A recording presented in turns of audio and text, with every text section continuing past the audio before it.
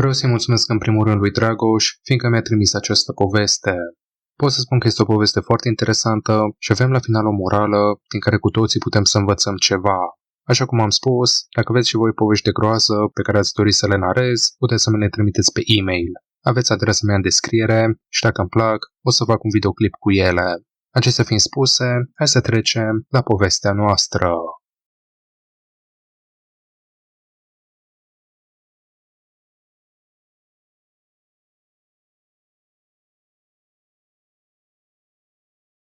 Era anul 2012 și aveam un proiect în minte, să-mi înființez o trupă. Învățasem să cânt la chitară de la vârsta de 7 ani. Am început cu o chitară acustică, iar mai apoi am învățat să cânt și la cea electrică. Iubesc chitara, iar acesta este motivul pentru care vreau să-mi înființez o trupă de metal. Însă problema era următoarea. Nu aveam oameni. Nu pot cânta și la chitară și la bas în același timp, așa că aveam nevoie de oameni.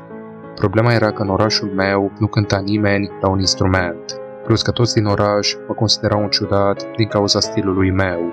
Deci da, situația era destul de gravă, însă nu aveam de gând să renunț așa de ușor. La un moment dat s-a întâmplat un miracol. Niște tineri s-au mutat din Manchester în orașul meu natal, Edinburgh. Ei și-au achiziționat o casă lângă reședința mea, însă norocul era și mai mare de atât. Cei 3 tineri erau metaliști, la fel ca mine. Mi-am dat seama de asta fix în aceeași seară. Stăteam în pat și mă uitam la televizor când aud melodia Freezing Moon de la Mayhem. Eram șocat, dar și bucuros în același timp. Era ocazia perfectă de a-mi forma o trupă. A doua zi m-am prezentat la casa lor și le-am urat un bun venit în noul oraș. După am început o conversație unde am ajuns să discutăm și despre muzică. Și le-am explicat că știu să cânt la chitară și pot face solouri incredibile. Nu m-au crezut până nu le-am demonstrat.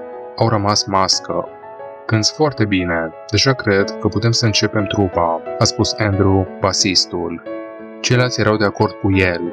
Aparent, și ei voiau să-și facă o trupă, dar nu aveau un solist, așa că m-au acceptat. Eram în a 9-lea C. Visul meu devenea realitate.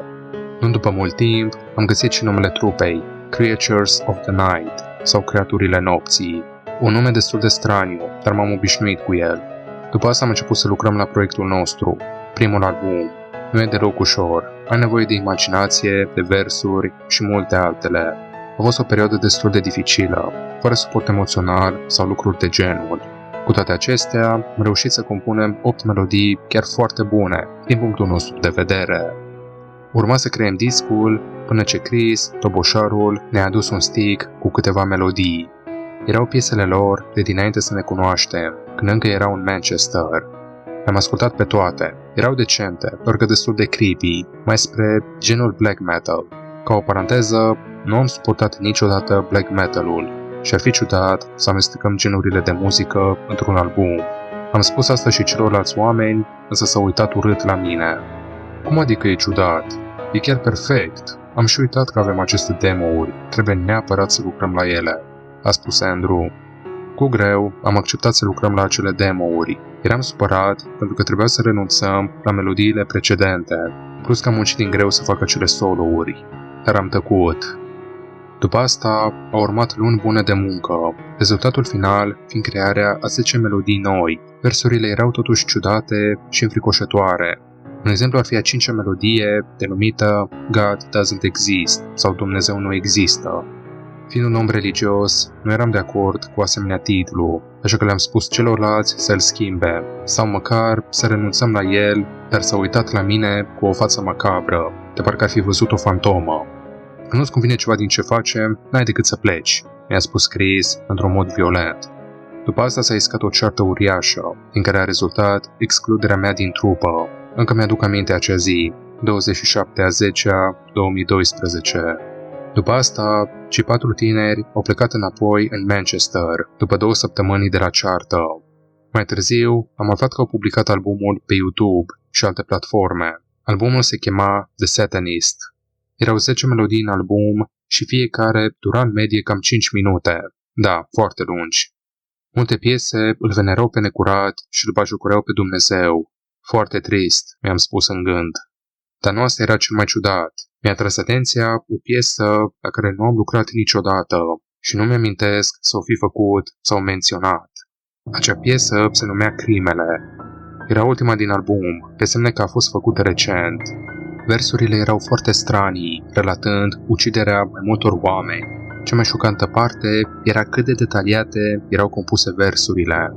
De parcă cei care le-au compus au comis o crimă și în viața reală.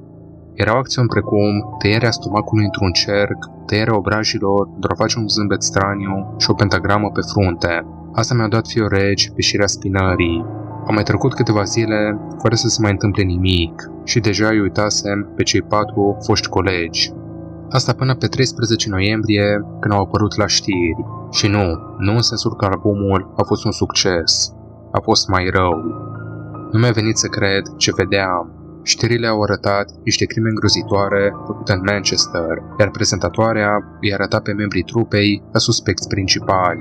Ea a trecut mai departe, arătând detaliile înfiorătoare la ceea ce le-au făcut persoanelor ucise. Toate victimele aveau lucruri în comun. O pentagramă în cap, stomacul deschis în formă de cerc și zâmbetul straniu.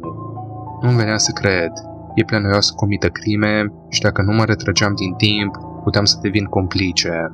Am început să mă panichez în punctul în care mi-am pierdut cunoștința. M-am trezit în spital. Nu mi-amintesc prea bine. În timp ce mă strufocam să-mi aduc aminte ce s-a întâmplat, o asistentă a venit lângă mine, spunându-mi că sunt teafăr și în afara oricărui pericol. Ea mi-a spus că un ofițer de poliție dorește să-mi adreseze câteva întrebări. Am fost de acord. Polițistul a venit și a început să mă întrebe ce legătură am cu crimele. Crime? Despre ce crime vorbiți?